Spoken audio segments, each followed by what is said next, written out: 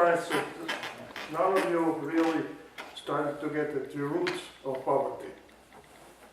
Around 50, close to 60 years ago, the first time I passed through Cornwall as a new, fresh immigrant from war-torn Europe. And at that time, Cornwall was busy. And I went to my friend, he lived near Brampton. Brampton was a little cow town. Today, Cornwall has the same population as 60 years ago. Brampton has almost 750,000 and is an industrial center. Our industrial center has been replaced by Benson Center.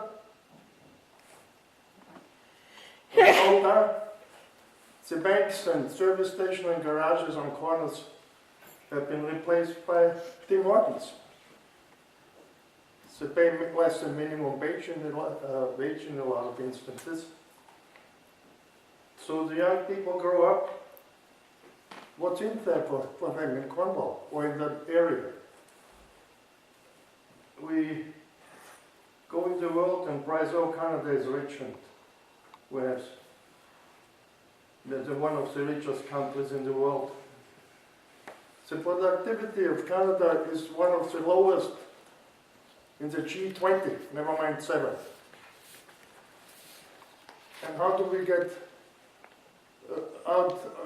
diminish poverty is to increase the productivity in Cornwall. Companies, you have to produce something you can sell. And you produce something which, with a price you can sell, competitive. We are not competitive if we are not productive. Is there a question, sir? It's a question? Yeah, what are you going to do about bringing business in that area, high-paying business, and getting more educated people in the workforce? That will eliminate some of the root causes of poverty, in my opinion. Thank you, sir. Just because the mic's in front of him, we'll start with Mr. Brunel and then work our way down. Well, you're very right. If we're going to increase productivity, we have to start producing something. We just can't fill up government and hope something pays for it. And only it's got a magic wand that'll generate tens of billions from corporate tax. It doesn't work that way. We've seen taxes, cost of business going up, and what we've seen, 2006 and 7, we lost 3,500 jobs in the area, and that wasn't the stop of it. Lost a couple hundred just a few weeks ago. It's too expensive to do business, and they're not going. You say they're going to China? They're not going to China. No, they're going to our neighbors in the States. They're going. Xstrata, biggest hydro user in Canada or in Ontario, moved from Timmins across the border in Quebec. They now transport the raw materials over because it's cheaper, because it's too expensive to do business in Ontario. We've got to stop that. Or we'll have nobody left. There'll be nobody left to pay the taxes. We want to start paying our bills. We've got to get our tax rate or our costs down so companies can actually pay taxes.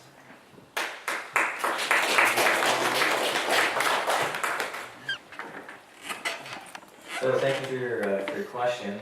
I wish I would have been able to see our region 60 years ago. There's a lot of things actually I would have liked to have seen. We live in a different world today than we did 60 years ago. Now businesses don't compete locally or provincially or even within North America. We compete globally. I'm a business owner. I don't compete locally with people. I compete globally with people, with individuals. It's hard. It's hard to do business in Ontario, in Canada, and in North America. You know, when you think about it, think about how many things that get made in Ontario that you use every day. It's not that much. Probably food is probably the only thing that gets, pamphlets maybe, yes. But whereas the people get produced for the pamphlets.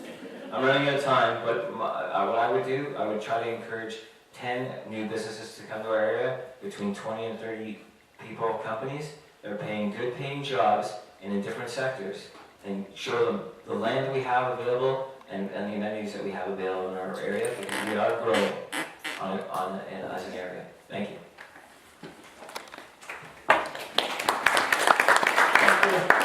when I hear people moving across the border to Quebec to make a living, I wonder if it isn't the $7 a day daycare that they find very appealing, because daycare is one of the big challenges in affording life in Ontario for a working person, especially with wages are relatively low. I think that we recognize that globalization has wrought great changes to the world, so we're probably not going to recoup a lot of the manufacturing losses that we've experienced. We can't blame it all on the Liberals who've been in power since 2003, because I think those free trade deals set the course in the late 80s, and we've been suffering from them ever since. But what we have to do is aggressively diversify our economy, and one of the ways we can do that is something we're trying to do right now in Cornwall, and that is attract a university to the city.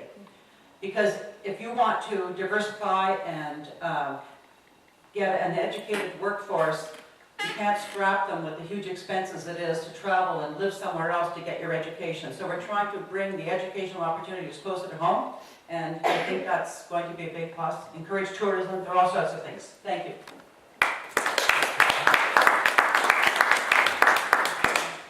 I appreciate your comments very much, sir. It's like, could have come out of my dad's mouth, because he's witnessed the same thing. We have a woodlot on our farm, and there's virtually no market left for everything he worked for those same 60 years. Multiple thinnings to try and produce good saw logs. There's no sawmills left. The pulp and paper mill is gone. There's very little source of revenue that we can derive from that woodlot.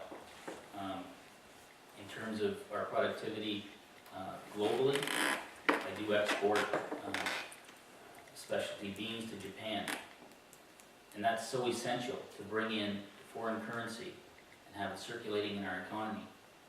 That's the kind of thing that builds and bolsters and creates employment and creates economic activity. However, we witness the same thing, the transition from productivity to consumerism. And that's by design. It's part of that systemic problem that Elaine touched upon. My God. Okay, thank you.